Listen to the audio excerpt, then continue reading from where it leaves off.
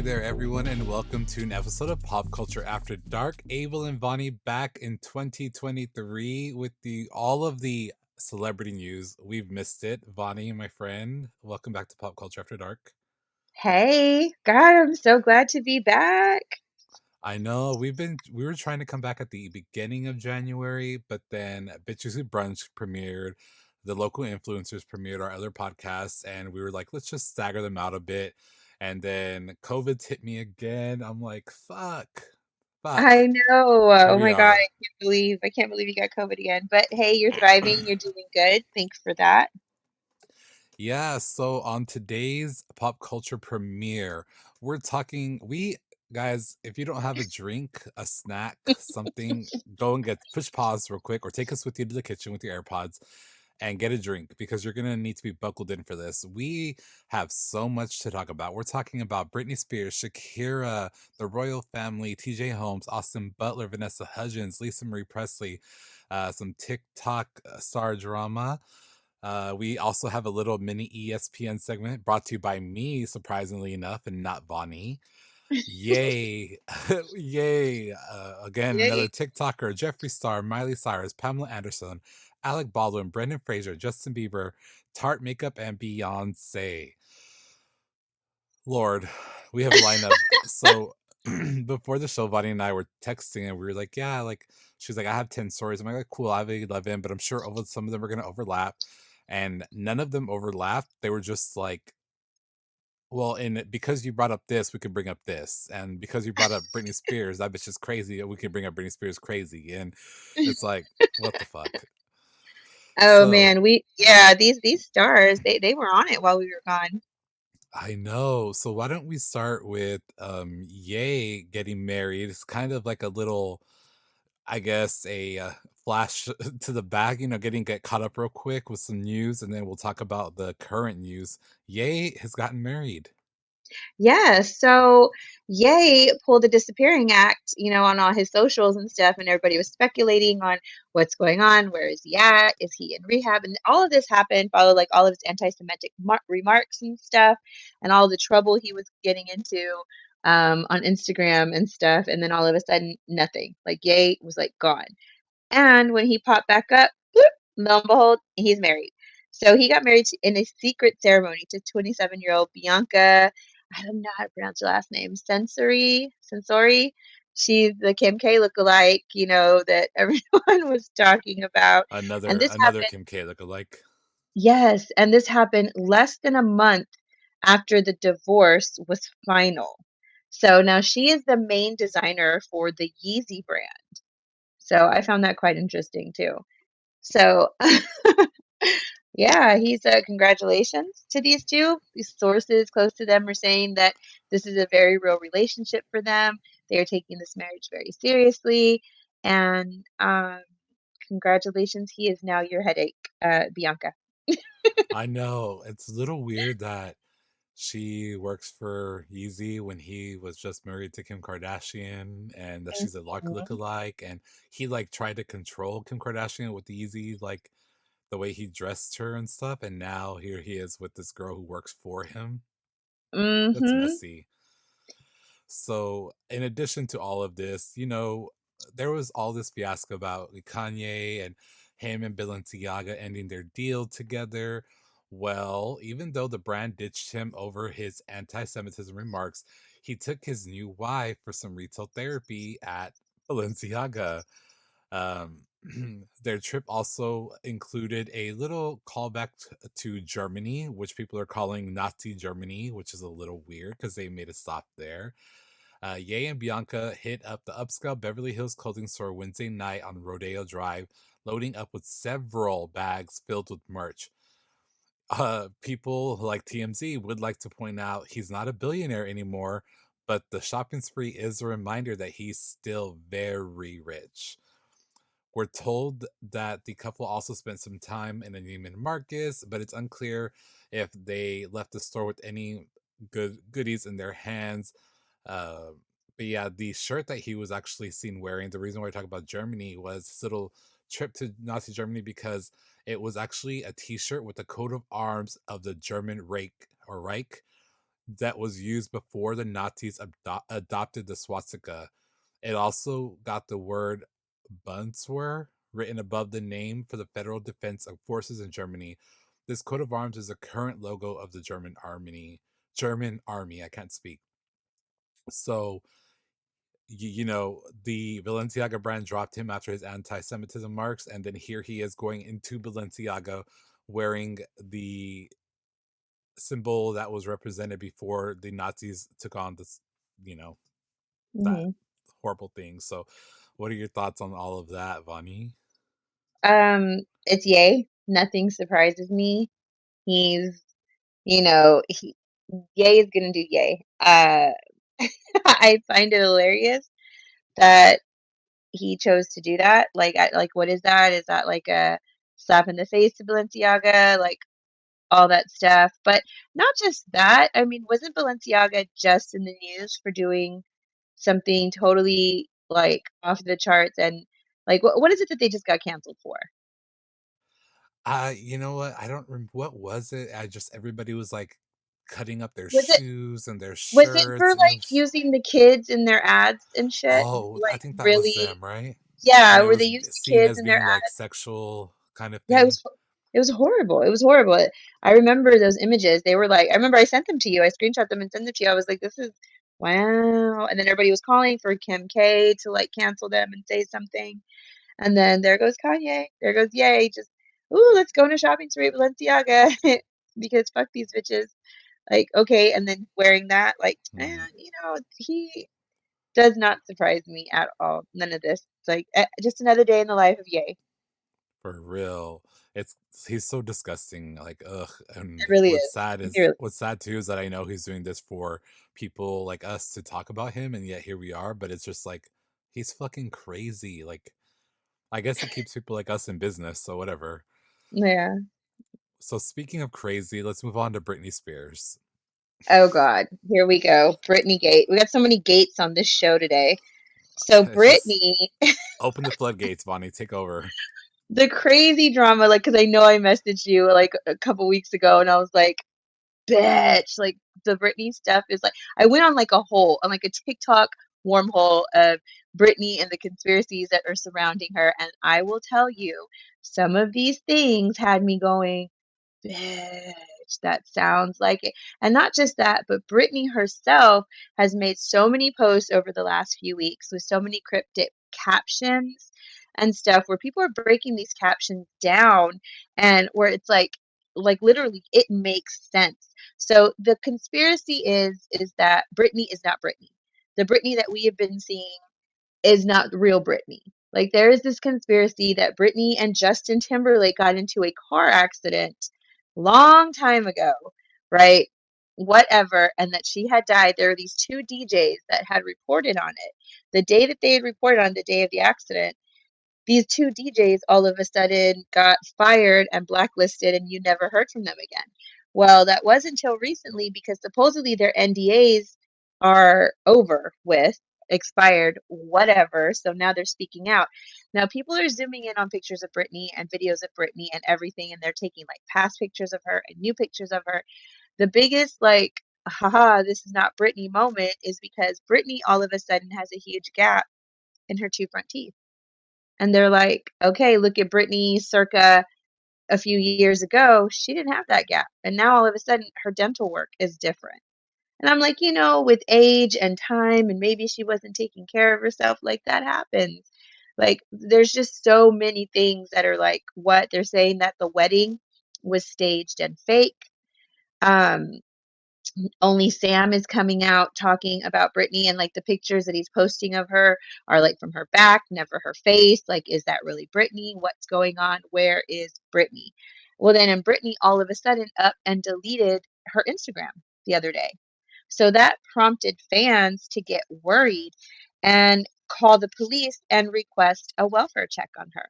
So the police went out there to do this welfare check, and supposedly everything was fine. They said everything was fine. However, Sam took to his Instagram story and posted a picture of him and the new chief of police or the person in charge of the police department there or whatever, talking about, oh, great friends. Congratulations to my really good friend.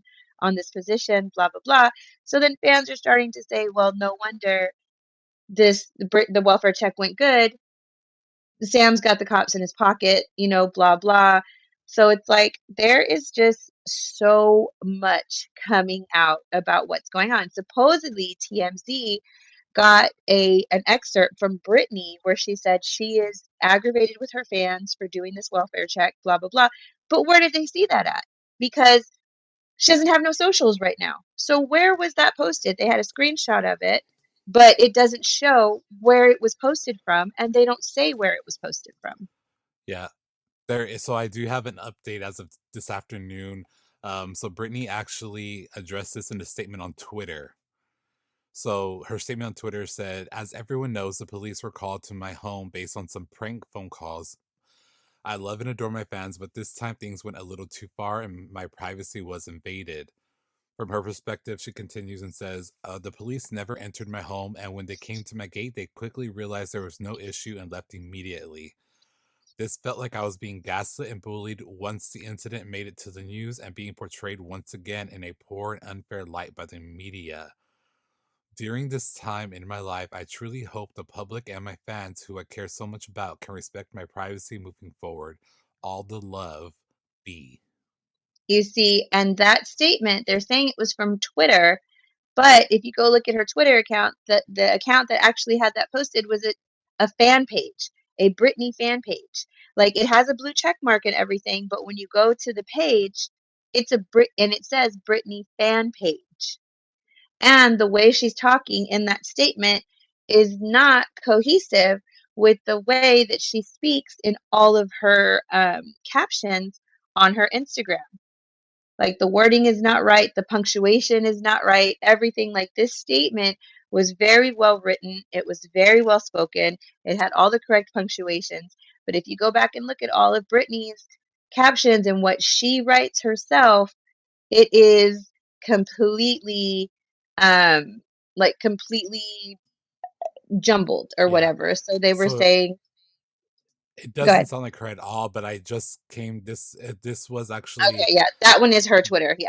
yeah, this came from her Twitter. What you were seeing was a retweet, but this one I saw, it was 5 hours ago that she posted.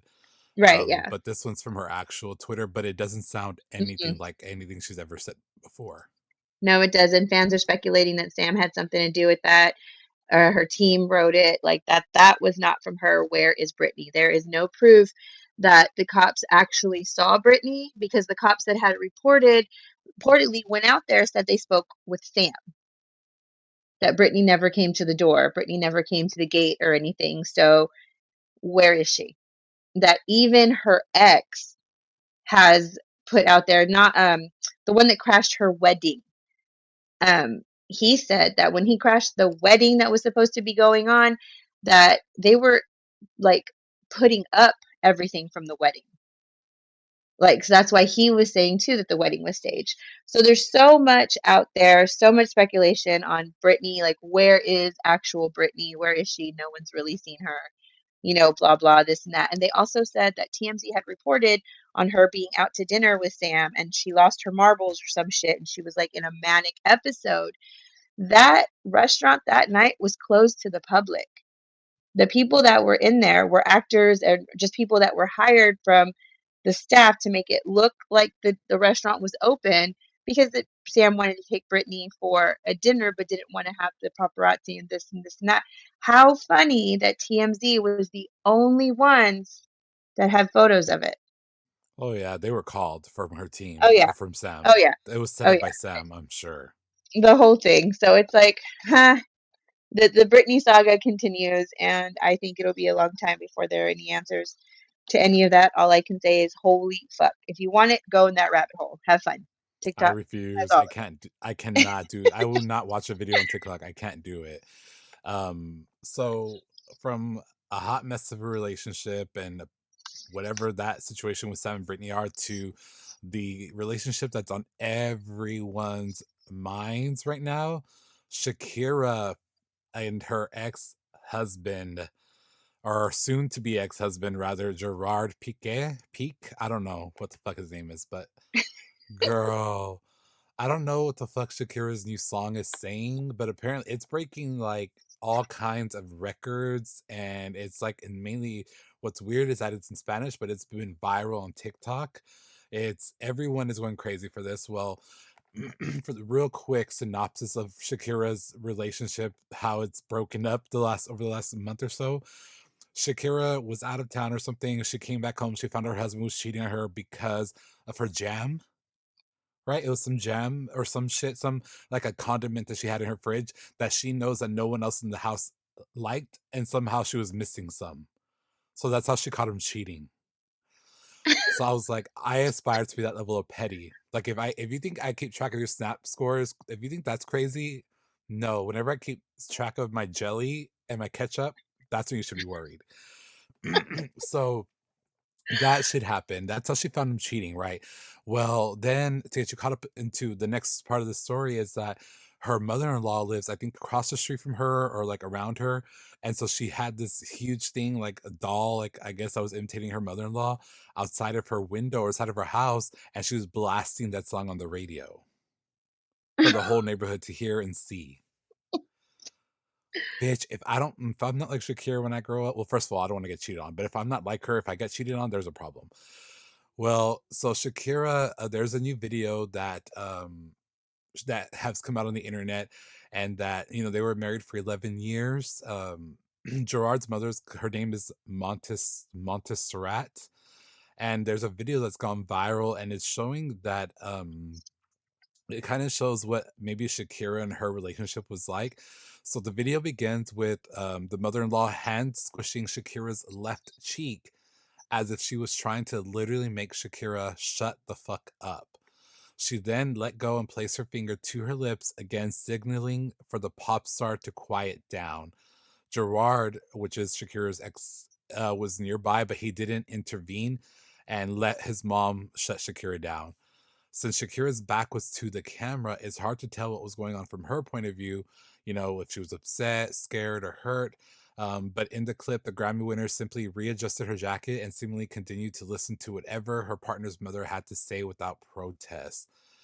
It's unclear when the video was initially taken, but fans had a very strong reaction to it, with one user writing, "This evil being always gave me a bad feeling. Poor Shakira, opened your eyes." Another user pointed out, saying, "The fact that Shakira does not react with evasion suggests that it was not the first time that the mother in law treated her like this." So, either way, it's a bad look for her ex's mom, who before all this breakup drama was said to have a good relationship with Shakira, but maybe that actually wasn't the truth. What do you think? What would you do if that was you? Well, I know what you would do, but the listeners don't know what you would do. What would you do for our listeners? What would you do if that happened to you and your husband was just letting his mom do that to you? First of all, first of all, I would have caught a case, a whole case, because the fuck no. I would have caught a case and then a divorce, like just boom, boom, back to back. I would have caught two cases because I would have whooped his ass too for letting his mama treat me that way. The No. fuck, both of them. They'd be like, "Oh, you're a husband beater. You're damn right. You're damn right." Oh my god, not the husband beater, bitch. I am like, cause that's crazy disrespectful. Like, holy shit. First of all, you're no longer a mother-in-law. You're just another bitch stepping to me like you done lost your mind and forgot who the fuck I was. Like that. No, and I'm like, oh, why you gotta resort Period. to violence? That's Why do you gotta Mary had a little resort to lamb.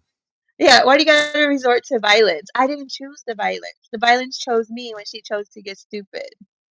So that's just how that would go. Like, no. And I would be the pettiest of the petty, conductor of the petty train. Choo choo. Like I literally would put that no. No, no. Yeah, well, that's not all. This story has another part to it. Well, Gerard is now sending Shakira a message. On Wednesday, the former pro soccer player took to Instagram with a very, very bold upload of him and his new girlfriend, aka the mistress. He had the audacity to slide onto the gram without a caption. All he did was post their photo together, And for our listeners out there, make sure you check us out on YouTube because this video will be on YouTube. I'm sharing my screen now. Oh I no. I mean, half expected to see a fucking jar of jelly on there with her. That's stupid. oh, well, like, okay, so first of all, I can't hate on her and say, like, oh, that bitch is ugly because she's not And ugly. she's beautiful. Yeah, But she's also not Shakira. exactly. And just a word of advice for that bitch, whoever she is. Her name is Clara, by the way. You're gonna get it. You lose them how you got them. Mm-hmm. Period. So keep And that in mind. Clara, zero respect for you, bitch. You were in her house eating her fucking jelly. Like, Well, mm, not only all that, bitch, but you get him how you lose him how you get him. And just for everyone else know that Gerard was actually just seen last week with Arena Shike. Um, he was out seen with her in public. Yeah, so keep an eye on him, girl. You asked for mm-mm. this. He You is asked for this messy. life. And he seems to like also women that have weird names. So, Yeah, yeah. So we're gonna stay in this relationship funnel that we're in right now. Let's move on and talk about Miley Cyrus because we are all currently obsessed with this bitch. Because I can buy my own what flowers. fucking flowers, bitch. Bonnie, you have the lead on the story. Oh my God. So I am living. You aspire to be Shakira if you ever get cheated on. I want to be like fucking Miley. Like Miley came with the fucking heat on this. So Miley released the lead single on her new album. Now the lead single is called Flowers. Now she released this in the United States on January 12th. She released this in Sydney, Australia, where her ex is from, on January 13th, which just so happened to be Liam Hemsworth's birthday. She That released bitch it is on her smart. ex That bitch is smart. husband's birthday. Yes, I was Hold here on. I have for. I have to give some ASMR. This is me sipping this tea. Because that's worthy of it. Fuck. So she even reached out. Okay, so this song is basically a clapback to Liam for everything that he did during their relationship, which he allegedly cheated on her with 14 women. Now, one of them being Jennifer Lawrence. And so she reached out. There was this song, the Bruno Mars song, When I Was Your Man. Right. So he dedicated that song to her when they got engaged. And she took that song and she kind of remade it, reposed it a little bit. She had even reached out to Bruno Mars to tell him that she was going to do this, whatever, like just give him that respect. And he was like, cool, do your thing. I'm for it, whatever. So in the song, it's, the Bruno Mars song, I should have brought you flowers. Hers says, I can buy my own flowers. I should have held your hand. Hers says, I can hold my own hand. Like, if you have not heard the song, where the fuck have you been? Have you been under a rock? Go download it. Exactly now. So, let me tell you all the clapback Easter eggs that are in this fucking song. Okay, one, she released it on his birthday. Two, she filmed it in the house where he allegedly took those 14 women to cheat on her. So, in the house where he allegedly cheated on her with, she is wearing in part of the video. She's wearing the suit that he wore at there was an award ceremony, and he was wearing this suit when he told her to behave because she was like kind of dancing in a certain way on the red carpet. He didn't like it, which by the way, that little dancing thing that she was doing with him, she put that in the video too. So, and then she was wearing the suit. She I used the love her. song. I love her. She used the song that he dedicated to her, when they got engaged. She did his workout in her underwear, her bra and panties, his exact workout, because his excuse when he would go to this house and cheat on her with these women, his excuse was that he was out working out. So she Fucking put his asshole. workout in the video. Okay. So she wore a gold dress in the beginning of the video, which is very similar to the gold dress that Jennifer Lawrence wore to the opening of the Hunger Games. Bitch. Because Jennifer Lawrence has admitted on that show Plead the Fifth or something, that her and Liam did fool around when the cameras were off, and she did kiss him when the cameras were off, amongst other things. So, now in the video, she is wearing the suit and she has her hair slicked back and she's dancing in a real Joker like way. It reminded you of the Joker movie with Joaquin Phoenix. I think Hmm. that's his name, Yeah, right? I think that is, yeah. Uh-huh. So the reason she put that in there is she is referring to that movie because Liam took one of his mistresses to that premiere. So He these ain't are all shit. the he ate shit, and Miley came through and was like, bitch, in case you had any doubt that this song was for you, this song is fucking for you. Fuck you, fuck all them 14 bitches, fuck Jennifer Lawrence, fuck the bitch you took to see the Joker, Fuck fuck your you. And workout. it is, Fuck your workout. yeah, which she killed it. She killed that workout, by the way. And it is now on number one on Billboard's, top Yeah, whatever music chart 200. or whatever. It's also her highest debut ever for any of her Yes. songs. I think the fastest, because I think Wrecking Ball was number one, but it's like I think this was her fastest to number one ever. Yeah. So she really came back and said, fuck you, Liam, and you can kiss my ass. What's weird is that to me it sounds like a very much like a summer song because like you're in your like like thoughty stage like hot girl summer, and it's just like a very like every time I listen to it I want to just like have my sunroof open, my windows down. And if you are not from where we live here in the coastal bend, we are lucky enough to live on the ocean, so like whenever I want to listen to it I'm like, oh, this is the perfect drive to go down by the ocean and just have the windows down and blaring it. Mm-hmm. As Like I that's because I'm in a relationship and I'm like, I could buy my own fucking flowers. Fuck you. I'm not even mad. I'm just waking up, listening to Miley, and I'm mad for no reason. like all the TikToks are like videos of like boyfriends and they're like, here I am thinking I'm in a happy relationship, and then he's looking over at his girlfriend. She's there blasting this song and singing it all out from her chest. He's like, oh, what did I do? Exactly. I'm like, I can buy myself flowers. And it's like those memes on Facebook. And it's like, I don't want nobody on Valentine's Day to act surprised if you don't get your flowers because you could buy yourself flowers, like Miley Cyrus says. Uh-huh. All January long, all you girls been saying how y'all could buy y'all's own flowers. All right, get to it, But girls. on February 14th, I better have some flowers. I'm not buying my own. Period. So, yeah, yeah, I love it. I'm obsessed. I can't wait for her album. I think it comes out next month in March, if I'm not mistaken. It does. March. Obsessed, obsessed. So let's move on now. Let's talk about Austin Butler. So he's finally giving credit to his ex Vanessa Hudgens with his life-changing role playing Elvis Presley after she heard him singing a Christmas song by the iconic musician. Um, so, in an interview with the Los Angeles Times published on this week on Tuesday, Austin confessed that Vanessa was the person who encouraged him to go out for the role.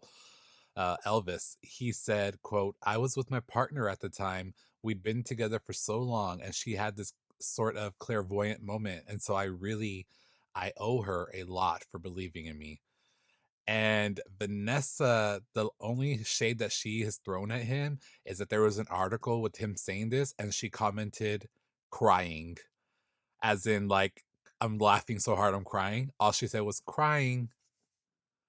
Hmm. And yeah, so their breakup was a little messy. There was rumors of infidelity and it was just shady and messy. And I liked Austin Butler, but I also look at anytime there's someone that's cheated or allegedly cheated, I look at them sideways. I'm like, you are just a fucking asshole. And that's because I like your work. But um Vanessa Jones, yeah, I like that response, like crying, like whatever, dude.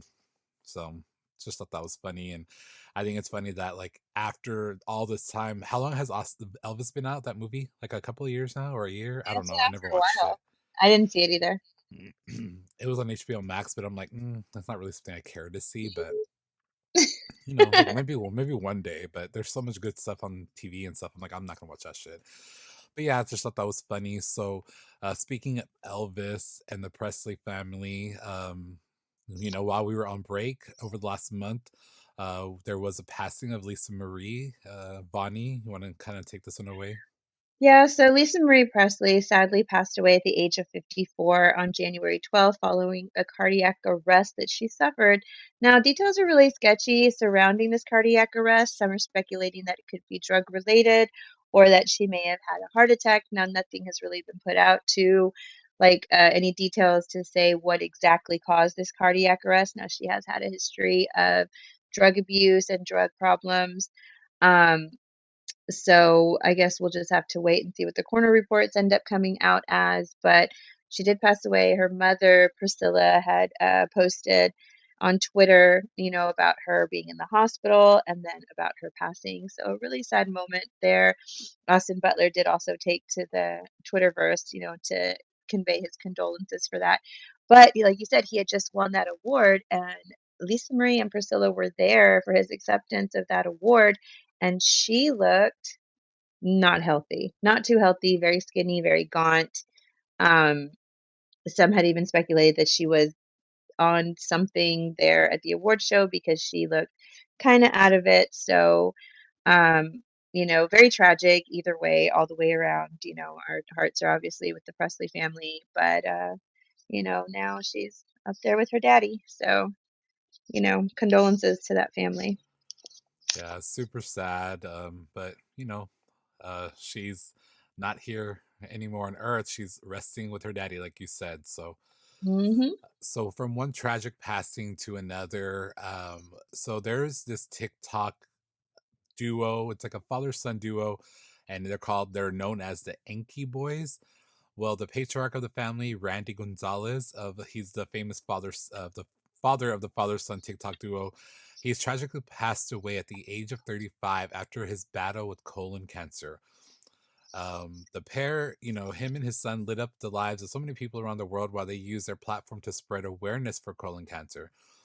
A close source to the family told TMZ this social media star passed away this week after spending some time in hospice care.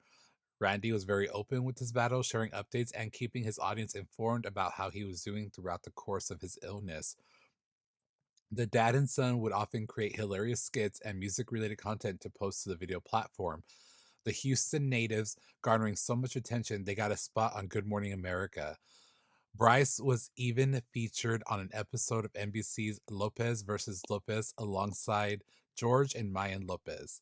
They're always they're always sure to feature the hashtag colon cancer awareness in the caption of their videos too, just to make sure they're doing the most they can while getting the word out. So super sad. I never followed them, but I did watch a few of their TikToks after seeing this go viral.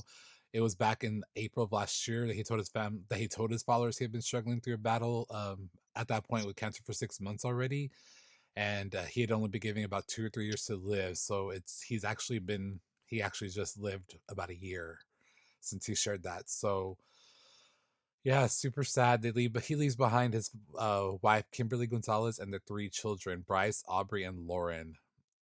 So hearts are with them and their loved ones, and it's just super sad. And 35. I'm like, man, I'm about to be 35. I think in March. I think that's when I'm turning. Yeah, Yeah. 35 in March, and I'm like, man, like I feel like I'm barely starting my life, and I can't imagine being diagnosed with an illness that is so aggressive on your body and takes you away at that age. I'm like, you never really know when it's your time, and it's just super sad. Yeah, and then so fast. That is such an aggressive form of cancer, and it just and hits you so fast. So, I mean, let that kind of be like, let you know when you have to go for your colonoscopies, get checked, make sure you're healthy. Something that I guess you'll have to be doing this year as well. Hey, that'll be fun. Okay, we're gonna transition now, like a hard transition. From one TikTok star to another. Now let's talk about Michaela Najera. Is that her name? Michaela Nagera. Nagera. Hmm. So I didn't know her last name, but I know Michaela. She has that strong accent, and I fell in love with her before she was a big like in social media star. I really liked her content. Now when I see her, I kind of roll my eyes, and I'm like, whatever. But like, what's the tea with Miss Michaela? Okay, so Miss Michaela is always in the drama. Like people like to come for her. There's always something going on. The accent you love oh so very much, she fakes that accent. She does have a semi Boston Bitch, accent. stop. No, she does. Fuck that She like hoe. I'm gonna go and follow that bitch. she like emphasizes it more than it needs to be. Like there are times where like when she goes on her Instagram live, like recently her Rich Lux has been coming for her a lot, and she kind of went off on him about her fiance Cody on her Instagram, and when she's talking on her Instagram you can barely hear the accent. That's like, whereas like when she's doing her makeup, it's always like hot and busted, like that type. So, but yeah, she overemphasizes her accent. What a But anyway, fake ass moving on. bitch. That's a whole story. That mind blowing. That's the biggest news story of the day. So, well, she's in the news for being a fake ass bitch again. So we're calling this mascara gate. Like all of TikTok is in an uproar. Every other like video you scroll, it's about this mascara gate. So she was reviewing the L'Oreal Telescopic Lift Mascara. Now this was a sponsored post, and people kind of like got like a little annoyed because sponsored content, you're supposed to put sponsored ad on there. There's a button you put on there. Now her, however, she put it like in the little text writing, and it was like on the very bottom where she had captions on over it, and it disappeared after a while. So if you're not clearly paying attention, you're going to miss where it says it's a sponsored post. Now, she is reviewing this makeup and she's talking about how amazing it is and how this mascara, like there's not going to be another one to compare to it, blah, blah, blah. She puts on one coat, her lashes look normal. She puts on a second coat, they look fine. At the end of the video, she's like, oh my God, this is amazing. Look at this length. You can clearly see she has falsies on. Yeah. Clearly. Big And so time. they addressed it in the comments, and she's like, no, it's not falsies. You guys are just proving my point how amazing this mascara is. So of course what people did was they ran to go get this mascara so that way they can review it for themselves. So many other creators did it. And what I want to say one thing. The mascara is a good mascara. Is it a oh my god, an end all to all mascaras? No. Is it a good mascara though? Yes. But it clumps, it's not like whatever. So all of these other TikTokers are trying to recreate this look and they just can't because there is she used falsies. So all this happened in the course of 24 hours. And in that course of 24 hours, the beast was woken. Miss Jeffree Lynn herself Yes, came. girl. Speaking of, she just dropped her video. Okay. So Jeffree Lynn went to go buy this mascara to do this video. So immediately when all this was going on, Jeffree Star posted on his Twitter, "I will be back to review makeup products next week. These fucking bitches can't stop lying to their audiences, and it makes me sick." And then on a separate tweet, he's like, "Playtime's over, bitches."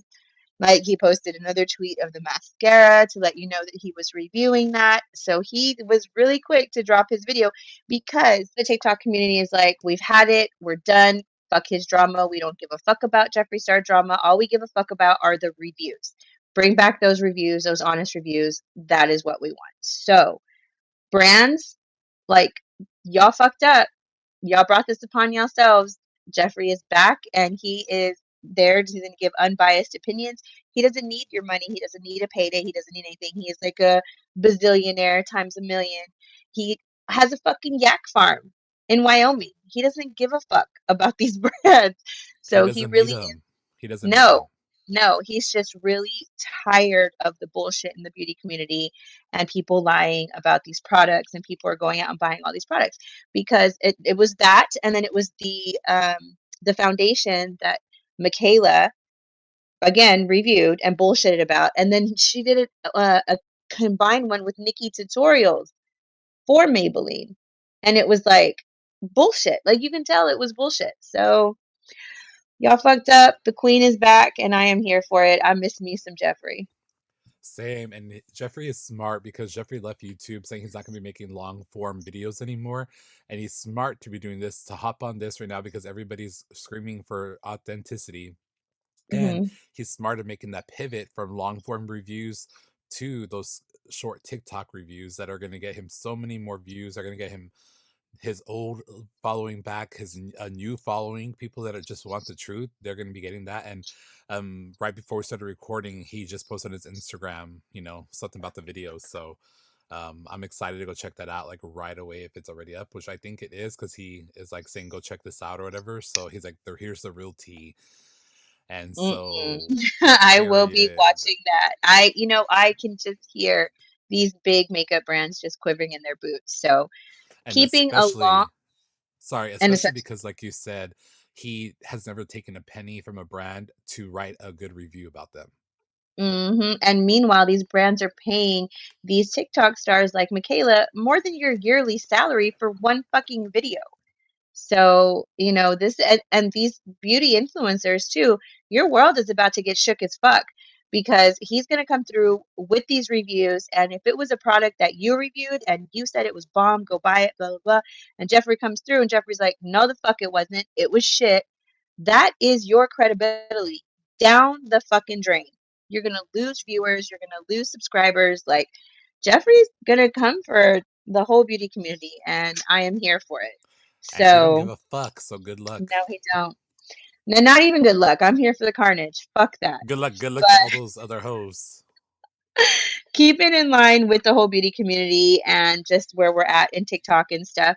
Tarte Cosmetics planned a beauty influencer trip to Dubai. Like that, this was the most biggest tone deaf trip I have ever seen a beauty brand like put together and stuff. So they planned this trip. They took all like a handful of beauty influencers plus a guest. They paid for them to fly business class to Dubai, their own villas, food, clothes, like everything throughout the whole thing. And so people were talking about how much money they spent on this trip. Okay, the money part, it's like whatever. It's a brand trip. If you've never been on a brand trip or anything like that, this is not necessarily something that's like new or a big deal. What was the tone deaf part of it is the influencers that they chose to include on this trip. The majority of them were Caucasian. There may have been That makes one sense. one person of color, one influencer of color, maybe two other ones, but it was looking very Caucasian over there. And then on top of that, they did not include not one single plus size beauty influencer or TikToker, whatever. Not one plus size person. Everyone, they definitely had an aesthetic what looks wise and skin tone wise when it came to that Tarte trip. So many people are talking about it. So many for this one reason because of the how they were not size inclusive and just race inclusive on this whole trip. So Tarte That's is weird taking some too. hits. That's weird too Hmm. because Dubai is like for people of like a lot of people of color live in Dubai.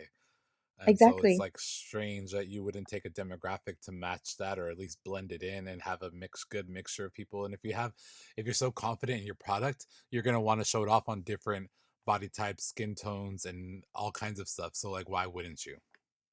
Exactly. And on top of all of that, it was just posted like a couple of days ago. Tarte fired their entire PR team and marketing team, and they are looking for an entirely new team. You can go and you can submit your resume and everything. They are looking for a brand manager. They are looking for a person to plan the brand trips. They are looking for PR, all of that. And I find that hilarious. Yep. So that's interesting. So Tarte isn't the only one having drama with Dubai. It is also the Queen of Queens, Beyonce, having her own issue with Dubai. So there's a new like hotel or like a resort opening and that just opened in Dubai and it's called Atlantis the Royal. And so Beyonce was paid $24 million to perform for 1 hour. Well, she has taken over TikTok. She was trending number one on Twitter the weekend after or the couple days after this performance. She was number one on Twitter. The sound from her opening and her closing are were both trending on TikTok as hot sounds or whatever, the viral songs or whatever it's called. And well, the backlash of this is coming because Beyonce's latest album, Renaissance, she is actually very queer influenced. So the music is very queer influenced. A lot of the people that she credited as writers because she took from them as inspiration, are queer or people of, color and queer. When Dubai, it's actually illegal for someone to be queer in public. And so Beyonce's Mhm. taking heat for this, for performing there. But to her credit, though, she did not perform not even one song from Renaissance in her performance. She didn't, not even one song from that album. And people are saying also, like, not only about her, but like Rebel Wilson, who's now dating in a relationship with a woman, she was actually there at the performance. And people are like, well, if Beyonce shouldn't be doing that, how come Rebel's there as an actual person in the queer community? Why was she there and no one's talking about it? Well, whatever. I think that in my eyes, Beyonce could do almost no wrong, so whatever. But I'm like $24 million for 1 hour to sing my old songs, and she didn't even dance really, or it was more about her vocal and like just the artistry of it. So for the YouTube, I'll have it on our like just a clip of her what she wore here. This is like one of her costumes for that night.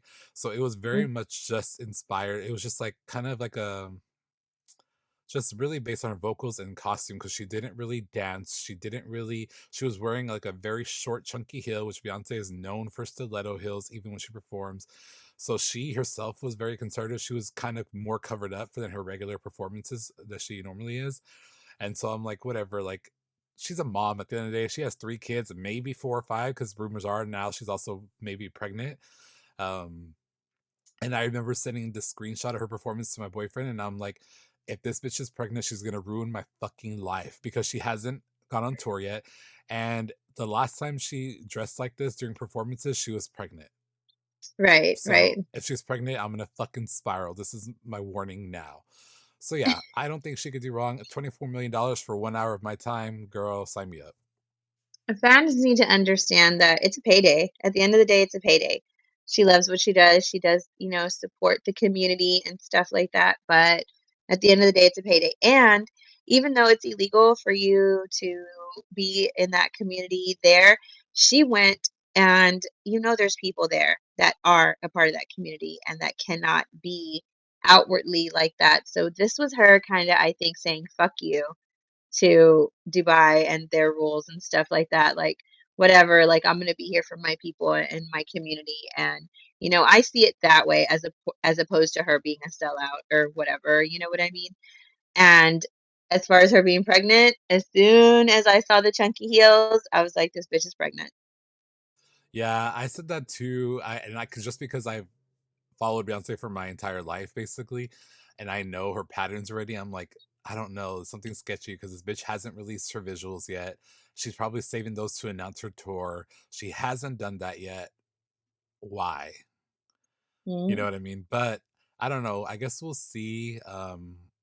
Rumors are that she already has stadiums booked for this summer and through the fall already in the US, that there's stadiums across the US booked already for the Renaissance tour. So I guess we'll see. But I don't. Rumors are like she is pregnant because I know that. I feel like she might be, but then I'm also like, she was also in Dubai, so I feel like she was trying to tone down like the way she was dressed. Her arms were covered up more. Everything was covered up about her, and so I feel like she might have been following some kind of rules and regulations they had for her. Maybe I imagine, Right, right. but I don't know. I guess we'll find out, and if I spiral, y'all know why. Let's move on now and talk about another musician that's making headlines right now, Justin Bieber. What is going on? That's a name we haven't said around here in a while, girl. I know, Justin Bieber. Well, he's in and out of the news. He's in and out of the news, especially when it came out about his illness and stuff like that. When I see a Justin Bieber, I'm like, he's still relevant? Is he still make music? But speaking of his I music, know. he just sold his entire catalog of songs for $200 million. Like, I get it. That is a huge payday. But I don't know. As an artist, I don't know if I could sell the rights to not just one song, two songs, but my entire catalog. I mean, imagine the royalties and stuff like that. Is it even comparable? Like, what's going on? Is he broke? Are you broke, homie? Do you need money? Like, what's going I on? I'm like, bro, you have people like Taylor Swift that are re-recording their entire album so they can earn and own their music and get paid for their hard work. And then it's like here he is selling his portion of the albums, because to be fair, unlike Taylor Swift, where Taylor Swift usually only has another couple of writers with her on songs, not really that many, he has lots of people on his songs, and he only owns a percentage of his songs that he's written. And so he sold his percentage for that much money. So it's like, Mhm. imagine how much money the other people are making. But like you said, the royalties will last forever. He's I not thinking about know. kids, his future. Like, what's going on with, like, I don't know. I don't know what his That's thinking was behind that.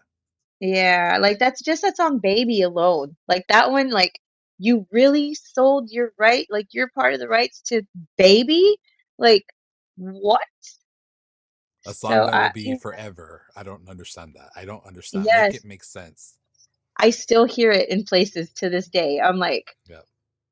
"Oh my god, I can't." Well, anyway, that's the tea on him. We don't know what's going on.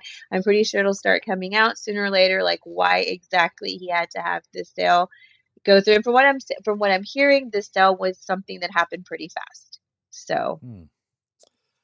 Well, I guess we'll see. But from Justin Bieber now to someone that I don't think we've ever talked about before, maybe Brandon Fraser.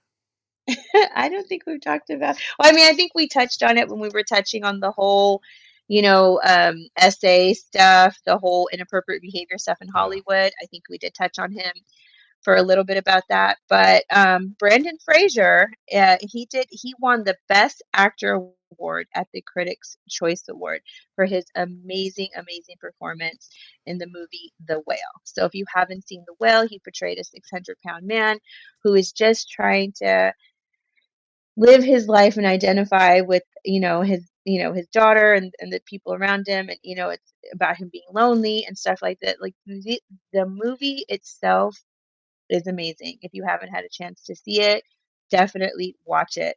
Now, what got it for me is, by the way, congratulations to Brendan Fraser for this amazing win. Um, he had the most heartfelt and tearful acceptance speech. Like, I was literally in tears. I was bawling like this was my best friend. And I had been there with him through all the heartbreak and everything that he has gone through over the past over a decade. Like, literally, the people were men.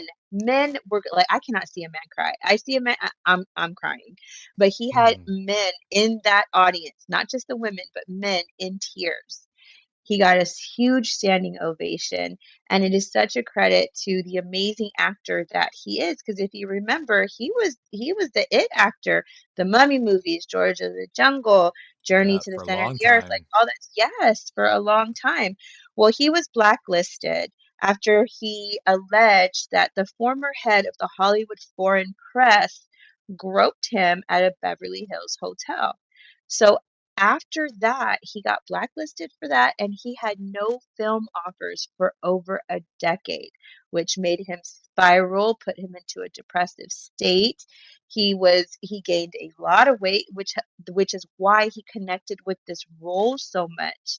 And it's just a beautiful thing to see this man come back and to persevere through everything that he went through over this last decade. And I am so happy to see that the fan base and the critics and everyone has not turned their back from him and started to acknowledge like his talent, and he's hopefully back in the industry.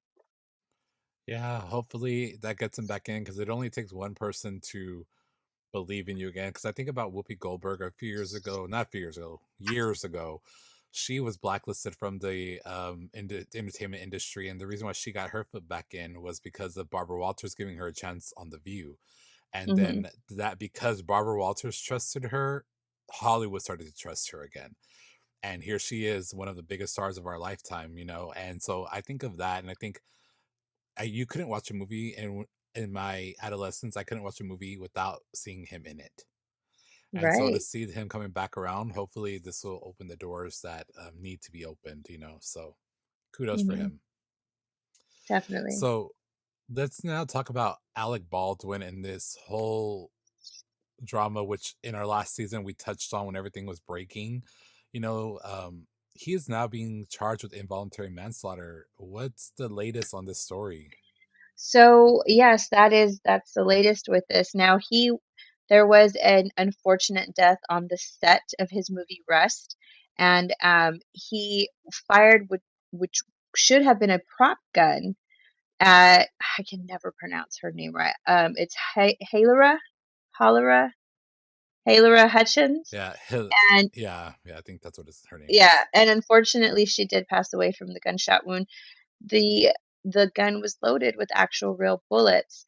Now, people are saying like, and he's come out and he's said his apologies. He feels bad for what happened, but he is like automatically said, this was not my fault. Like that was the first, like some of the first things that come out of that, it's not my fault.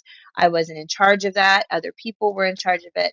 And he automatically tried passing the buck, as you sort of say, to other people, whether it was the person in charge of the props, the other people on the set.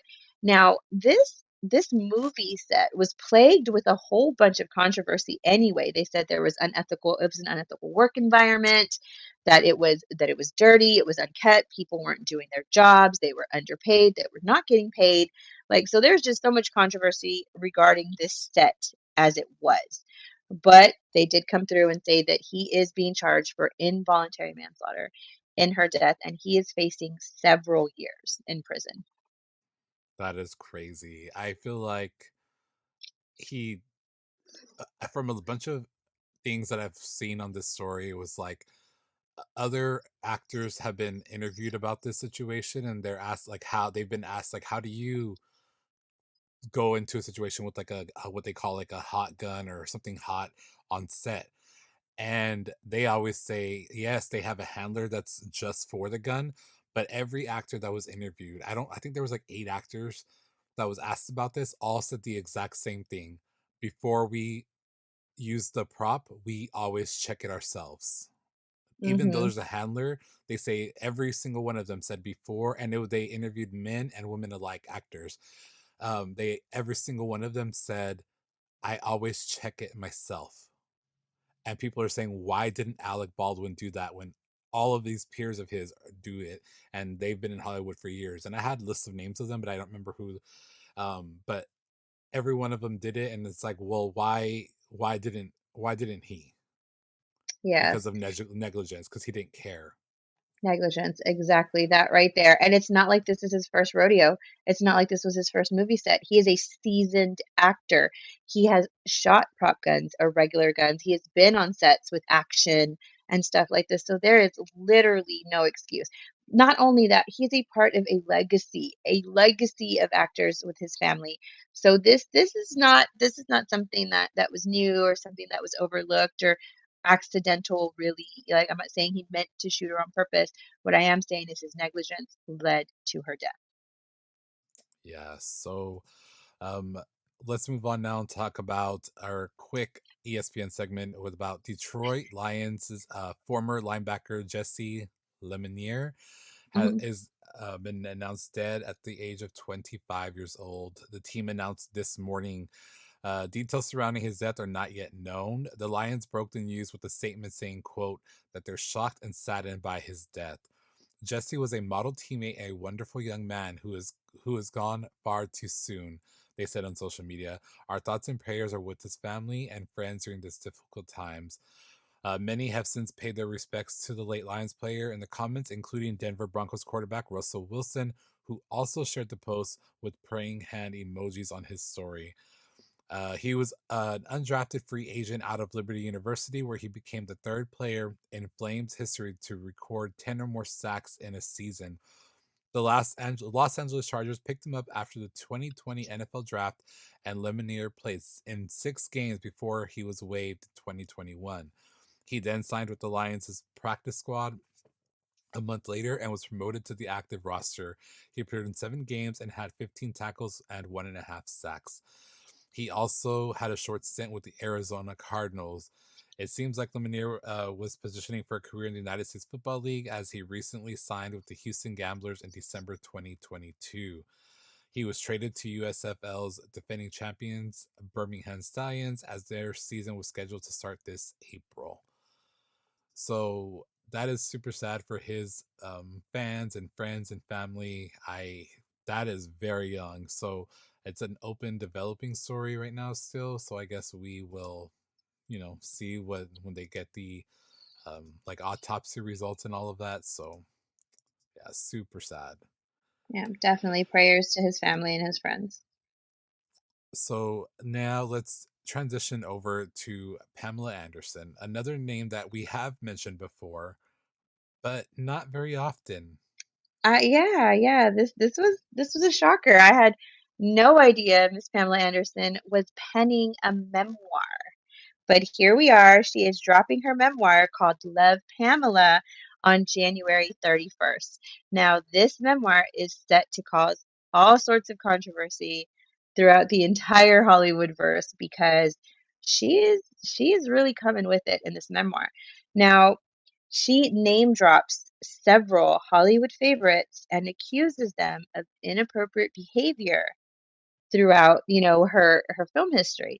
So some of those, just right off the bat are like Hugh Hefner, surprise, surprise, Sylvester Stallone, and Tim Allen. Now she did drop a little excerpt on the Tim Allen story, That's and crazy.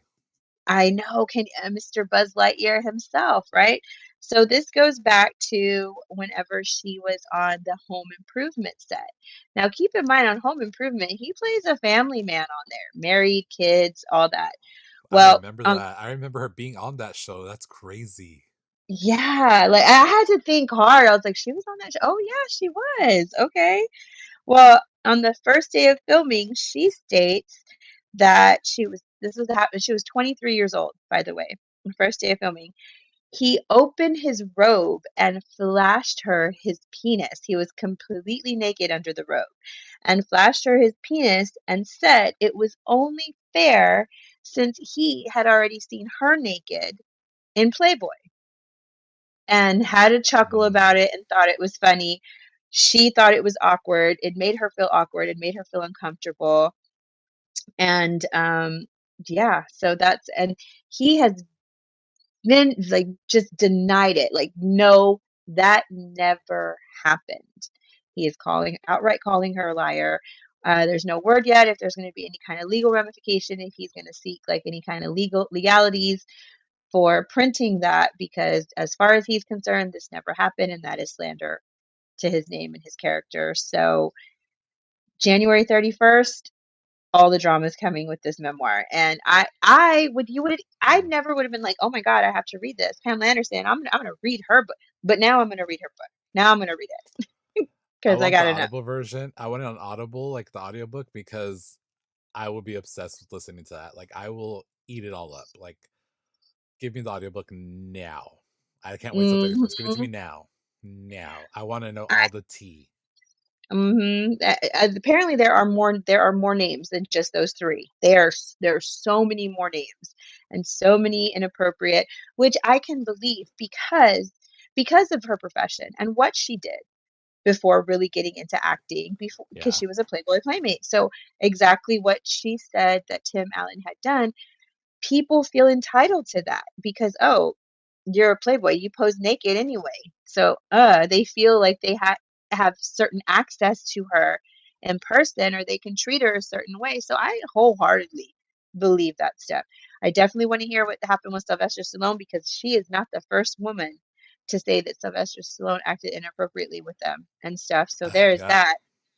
that. So I'm here for it. The Hugh Hefner stuff, bitch, tell That's me Hugh something. Hefner, girl. It's Hugh fucking Hefner that we don't already know. Like, come to like, was it right? No, it still was wrong No. for him to do what he did. But I That's want to not hear the hot other tea, story. though. I That's want the no, that's hot tea. I want the not. Yeah. piping hot tea for this sore throat of mine. I don't want that cold ass, dead ass tea that he's literally dead. Girl, I know. Shit. He's a dog. He ain't shit. He ain't never been shit. I knew that. Oh, yeah, yeah. So I definitely hear my heart was a little broken to hear that about Tim Allen because I am a Tim Yeah. Allen. Well, I was a Tim Allen fan. So that was hard to see, but we'll see what the So, rest of it is. there's a lot of ain't shit men on this episode. Ugh. I know. Because we are going to transition to another ancient men now and talk about TJ Holmes. So, just to give again, like the cliff notes for TJ Holmes, he was a news anchor on GMA. He was caught having an affair with his co-anchor Amy Robach. It happened back in November when they were caught getting cozy with each other, despite both of them still being married to their respective partners. So their respective partners were named Mary Lee and Andrew. Shortly after the news of their relationship broke, Amy and TJ were removed from the show while ABC determined if they had violated company policies. Since then, reports have come out about TJ's other extramarital activities during his time at GMA, including a claim he was a predator who took full advantage of his position with a younger employee. If all of this is true, the 45-year-old was not fired before all of this happened, so that's crazy, first of all. And it kind of goes back to like the whole Me Too movement, like men, like sick, gross men protecting other men for the sake of money, right? Well, Mhm. sources recently told The Sun that he and Amy are definitely out of their jobs at GMA and that they're preparing for their exit strategy now. While ABC executives might be upset about having to let go of the pair, the production staff might be celebrating the news when it comes to TJ. Why, you ask? Well, it's because he was actually a nightmare to work with. So, in addition to being an alleged predator, someone that recently told Page Six this week, quote, he terrorizes the staff. They all hate him. He yells at producers, snaps at people, and people don't want to work with him. Another source said that TJ was snooty and nasty to other employees, while the first insider noted that it was never a good idea to get on his bad side since he holds a grudge.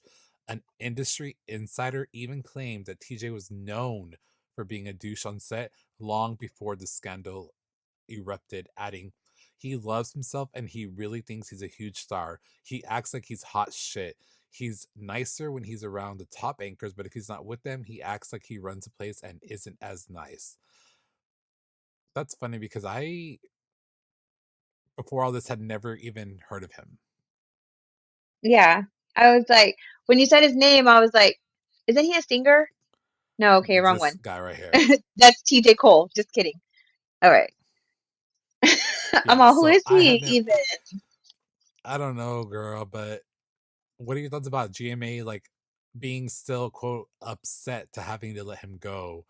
Like, they're upset that they actually have to let him go. Bitch, the fuck? I'm like, I don't watch that show. I don't watch GMA, Like, first of all, it's in the morning. Good Morning America? I'm like, is it a good morning, though? Mm, Oh, how good can it be when you employ people like that? Like, yeah, and then it's like, I didn't know that show was still on. Like, who's watching the news in the morning? Bitch, I just get on Facebook and I got all my news right there. Twitter, I Facebook, know, TikTok. period. I I'm am caught up in subscribed to, I'm literally caught up in like 10 minutes on all world events with 3 social media platforms in a matter of 20 minutes tops. I'm, Tops. yeah, I subscribe to so many news channels, like online and stuff, that I get all my news via text message now. So, It's like, why? Why do I have to watch the news, bro? And then uh, commercials. The ghetto. yeah, I did like So, Good Morning. I was like, who is even on Good Morning America when I used to watch it? Or I don't even really think I've ever like seen a whole episode of Good Morning America. hell no, I couldn't bitch. even They're like tell you five who the hours anchors long. are. What? They're like they're like from like 6 in the morning or 7 in the morning to like noon or some shit. Why? That Because no. he was See, known as like he absolutely was like the GMA 3, so he was like the third hour anchor. not. Oh no. Uh, no, absolutely not. Amal, tell me an Who? anchor that I might know. Who's on it that we might know? George Stephanopoulos or some shit like that. I Okay, know him. George Dippopotamus, I don't know who that is. No. Um, Robin, what was her name? Robin, Robin Leach from The Lifestyles of the Rich and no, Famous. I know that person. girl, I don't know. We're moving on, but that's some drama. So let's move on to the last story of the evening. So, though I love me some UKans. The I love the UKians. Here UK. we go. We're ending this premiere episode with the UKans, the royal family. Girl, they are a hot mess. Okay, I'm here for it. Queen I'm here Queen for it. Elizabeth II, she's gone. We don't know her. She's R.I.P. May she rest in wherever she's resting. But now there's a king, King Charles III. Well, his coronation is about to happen, and there's speculation if Harry and Meghan will be invited because, in our last season we talked about how they stepped down from their formal duties. Since then, they've had like a mini series on Netflix. They've had like a podcast. They had a book. He Yes, had a book come out. He had a Harry's book book come just came out. out. All this tea was spilled, right? So there's rumors rumbling around like if he'll be invited. Well, a royal expert, Jonathan Sucker, some shit, had a lot to say. He's like, that's his job, is to be a royal expert, mind you. These UKans are a trip. They're the type of people that will watch 5 hours of GMA. Well, Oh no. he had a lot to say on this ongoing saga. Was speaking to Us Weekly on Monday. The journalist began with some positivity, suggesting, quote, I suggest that there are some efforts going on to try and make some form of reconciliation. I think because they don't want family tensions to upstage what's going on that very important day, the coronation. Hmm. So at this point, no matter what happens, Harry and Meghan are going to be the center of attention for everyone. Because literally, when I think of the royal family, now the queen's dead, all I think about is Harry and Meghan. They're not even really in it. And I'm like, Harry, Meghan. Hmm. What's the other one's name? The William, William the and bald one. William and Kate. Nobody knows them. Who are they? Will and Kate. I think of like Will and Kate plus eight. That's not them. Wrong. Will and Kate. God Yeah, you dang see, it. we could not be you good Yeah. UKans. No, we suck. Well, well, they're saying that the ceremony is taking place on Archie's fourth birthday. So this is giving me very much Miley Cyrus Flowers and Liam because the King's having his coronation on Archie's birthday. And this happens on May 6th. Another issue says that if the group does agree to a truce, it is unlikely to last a lifetime because Jonathan, the royal expert, said whether or not that's possible is one thing, and whether or not it's lasting is another. Even if they do manage to make some form of peace, it might be temporary.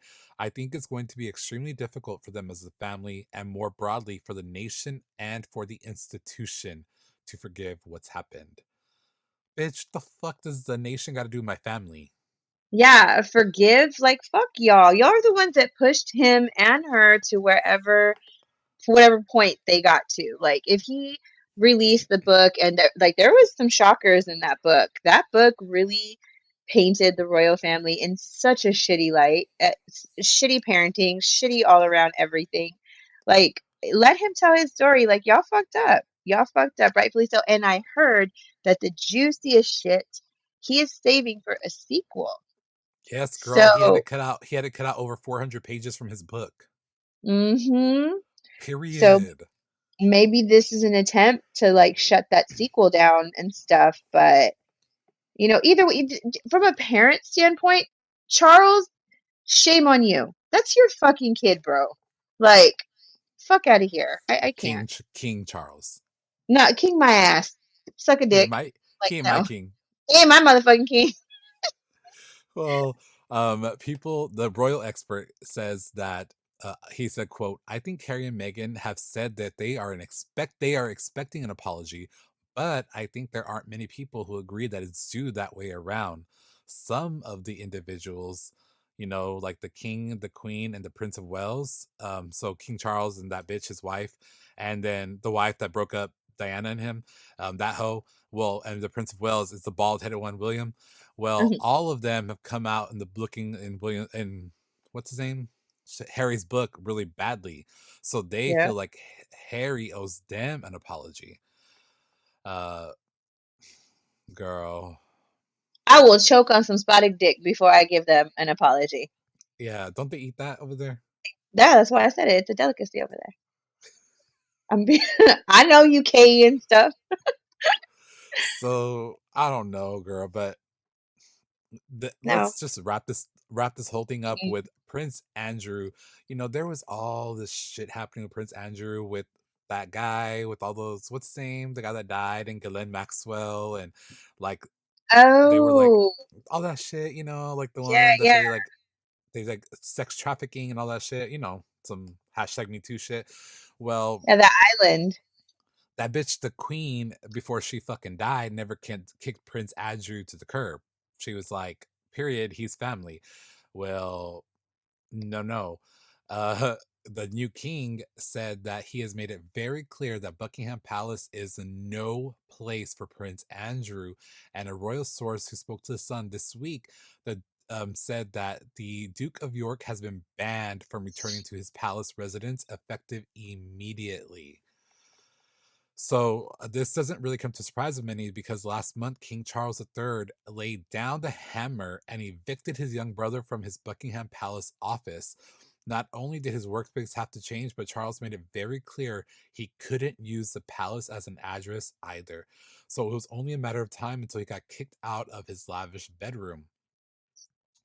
The move is already underway due to a big renovation taking place at the residence. All Andrew's treasured possessions have already been taken out of the suite and will never return, thanks to the new monarch's orders. It sounds like it's going to be a very tough transition for the 62-year-old. Oh, boohoo. Just because he's saying goodbye to his beloved home, but because he won't have a fancy enough bachelor pad anymore. Gross. Fucking nasty motherfuckers. I don't know. Oh, Jeffrey Epstein, that was his name, that There you fucking go, sick fuck. Epstein, the You Epstein Island. know, all that motherfucker. Yeah. We, you know what? I could roll with Charles on this one. I mean, he might be a little bit of a king now. Good job. Yeah, but I don't know, girl. Like, why didn't the queen do this shit? I guess that was her son, right? Yeah, Prince Andrew, that was that's her her son. son. Hmm. Damn. I don't know. UKans, y'all, I thought we were fucked up. Y'all are just as fucked up. I don't want to hear no shit.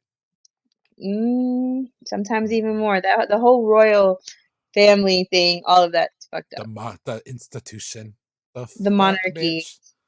Yeah. No. Well, anyways, I'm sick of them. But that ends this premiere episode of Pop Culture After Dark. Thanks for listening, Vonnie. It felt good to be back, even though I had to keep muting myself and like catching my breath. It felt good to do this and like just like let out frustration with these dumbasses. I know. I'm so glad you're back. I'm so glad I'm back. I'm so glad we're back. I missed this. A lot of our listeners have been like, "Where are you guys? We need our tea. You guys are our tea. Where is that?" Well, we're back, bitches. You asked for it. We're here with it. So here we Yes. go. So if you want to get more of Vonnie and I, you can listen to our other podcasts. Vonnie has Bitches Who Brunch. Vonnie, really quick, for the people who just don't know what Bitches Who Brunch is, really quick, what's the elevator pitch for Bitches Who Brunch? Bitches Who Brunch. Now, that is a girl locker room talk podcast. We talk everything from sexual preferences to relationship to drama to parenting, everything in between. Men, women, all of it. Everybody can come get it. We are not exclusive to anyone. And you can catch us on all podcasting platforms. We also record live on Facebook Live and YouTube Live. So check us out definitely there. Yes. And my podcast, The Local Influencers, I interview and talk to creators, entrepreneurs, small business owners, anyone doing good in right now, the state of Texas. I do interviews for them, give them their few minutes of fame and just help promote them and all the good that they do. So that's what I do on the local influencers, and that's what Vonnie does on Bitches Who Brunch. So make sure you check us both out. Our Instagram handles are in the show notes, and if you're watching us on YouTube, they're right below us, our name, our video, our faces here. So yeah, thank you guys for giving us that time off. Like we needed that time off, and yeah, we are here and we're excited to start the new season. And yeah, let's see who else ain't shit next week. But yeah, that's it for this week's podcast. Thank you guys so much, and we'll catch you on the flip side. Bye. Bye.